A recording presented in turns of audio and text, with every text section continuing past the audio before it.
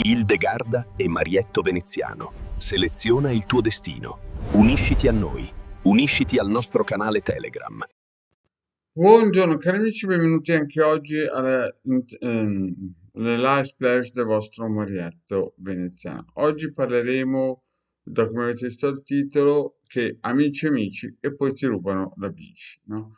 Perché? Perché questo succede? Perché chiaramente noi siamo come dei contenitori e questi contenitori chiaramente sono riempiti. Alcune volte sono riempiti con dei consigli, delle idee, delle motivazioni positive. Questo perché? Perché a livello karmico, a livello di DNA, attiriamo informazioni importanti. Altre volte sono riempiti con spiriti di povertà, di vittimizzazione e via dicendo. E quindi gli amici poi ti rubano la bici, cioè ti rubano tutto quello che voi avete di caro, no? Dal lavoro alla famiglia, a tutto quello che vi...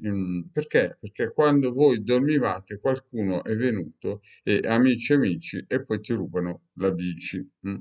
Quindi quando Dio dà il vento, le vele poi le dovete alzare voi, dovete fare voi qualcosa.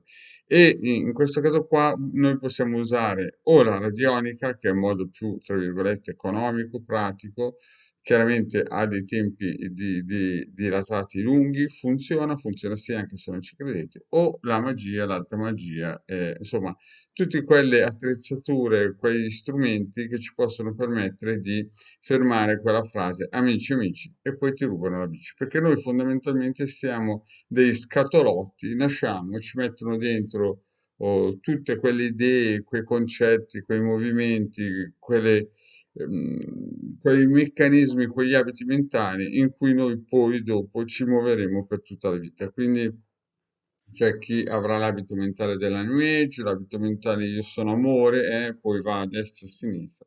Insomma, tutte quelle menate da amici e poi ti rubano la bici.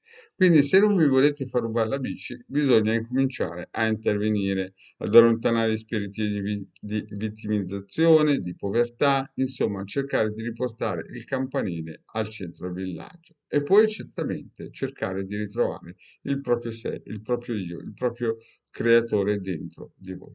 Altrimenti sarete sempre il problema e non la soluzione. Nella vita voi dovete cercare di essere la soluzione e non il problema. Voi dovete cercare di essere la locomotiva e non il vagone. Voi dovete cercare di essere quelli che, se qualcuno tenterà di mettere nel vostro scatolotto, che è al massimo un chilo e mezzo, delle informazioni che porteranno a essere voi un vagone, voi metterete un muro, un cancello, una barriera e li manderete via.